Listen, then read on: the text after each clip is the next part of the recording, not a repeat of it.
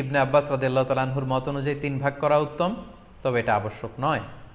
আপনি 1 ভাগ নিজে খাবেন, 1 ভাগ আত্মীয় স্বজন প্রতিবেশীদের দিবেন, আরেক ভাগ গরিব দুঃখীদের মাঝে বন্টন করে দিবেন, এটা উত্তম, কিন্তু এটা আবশ্যক নয়। পুরো গোশত যদি আপনার লেগে যায় আপনি ভোগ করতে পারেন, আর যদি আপনার কাছে অতিরিক্ত গোশত থাকে এটা আপনি আত্মীয়দের দান করুন, গরিব আত্মীয়দের আপনি উপহার দিন, গরিব মিসকিনদের সুবিধা বঞ্চিত মানুষদেরকে আপনি এগুলো দান করুন।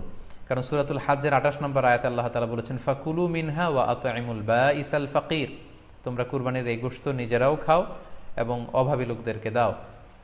এবং সহিহ বুখারীতে আল্লাহ রাসূল সাল্লাল্লাহু আলাইহি ওয়াসাল্লামের একটি বর্ণনা, আল্লাহ রাসূল সাল্লাল্লাহু আলাইহি ওয়াসাল্লাম বলেছেন, কুলু ওয়া আত'ইমু ওয়াদ্দাখিরু, অর্থাৎ কুরবানির গোশত তোমরা খাও, ওয়া আত'ইমু মানে অন্যদের খাওয়াও, ওয়াদ্দাখিরু এবং তোমরা এটাকে প্রিজার্ভ করে রাখো বা জমা করেও রাখতে পারো। অর্থাৎ আপনি চাইলে ফ্রিজে রাখতে পারবেন, আপনি পরবর্তীতে খেতে চাচ্ছেন আপনি রাখতে পারবেন ইনশাআল্লাহ।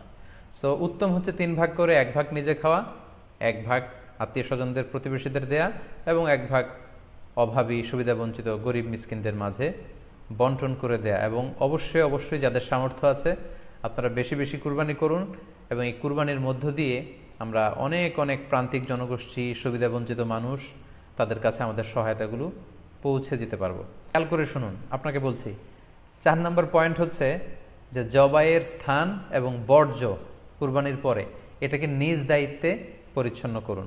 আই রিপিট, আমি আবার বলছি, যেখানে আপনি কুরবানি করলেন সেটাকে এবং এই যে বর্জ্য ময়লা এটা নিজ দায়িত্বে আপনি ক্লিন করুন। সিটি কর্পোরেশনের ভাইয়েরা সরকারি তত্ত্বাবধানে সারা বাংলাদেশের এই সব বর্জ্য আসলে পরিষ্কার করা সম্ভব না। জরিপে এসেছে যে 50 লক্ষ গরু জবাই করা হয় প্রত্যেকটা কুরবানির ঈদে। তো সেক্ষেত্রে আমাদেরকে দায়িত্বশীল হতে হবে। কুল্লুকুম রাঈন ওয়া কুল্লুকুম মাসউলুন আন রাইয়াতিহি, আল্লাহ রাসূল সাল্লাল্লাহু আলাইহি ওয়াসাল্লাম বলেছেন তোমরা প্রত্যেকে দায়িত্বশীল, আর তোমাদের প্রত্যেকের দায়িত্বের ব্যাপারে কিয়ামতের ময়দানে আল্লাহ তাআলা কিন্তু তোমাদেরকে জিজ্ঞেস করবে। তাই আমরা যেন নিজ দায়িত্বে এই কুরবানির করার স্থান এবং বর্জ্য যেন পরিষ্কার করি। ব্লিচিং পাউডার দিয়ে বেশি করে পানি মেরে আমরা যেন পরিষ্কার পরিচ্ছন্ন রাখি, কারণ আত-তুহুরু শাতরুল ঈমান, পরিষ্কার পরিচ্ছন্নতা এটা হচ্ছে ঈমানের অঙ্গ।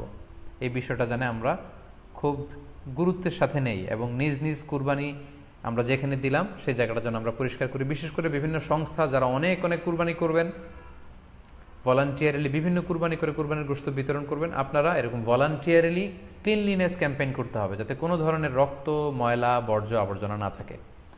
এই ব্যাপারটাকে যেন আমরা খেয়াল রাখি। সম্মানিত সুধী, আপনাদের সবাইকে আবারও শুকরিয়া জানাই।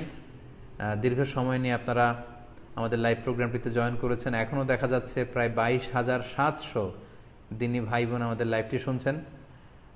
আপনাদের সবাইকে আবারও আন্তরিক শুভেচ্ছা এবং অভিনন্দন।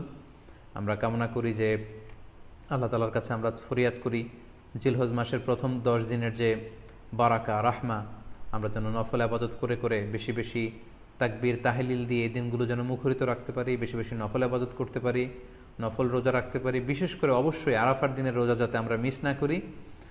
এবার পরেও গোটা মুসলিম উম্মার জন্য আমরা দোয়া করি যে এই ঈদুল আজহার উৎসব যাতে আমরা ভাব গাম্ভীর্যের সাথে ইবাদতের মধ্য দিয়ে, আনন্দ উৎসবের মধ্য দিয়ে পালন করতে পারি। আপনাদের সবার জন্য আমি দোয়া করছি, আমি নিজেও আপনাদের সবার কাছে দোয়া চাই। আল্লাহ তাআলা আপনাদের সবাইকে ভালো রাখুক, সুস্থ রাখুক, ঈমানের সাথে রাখুক।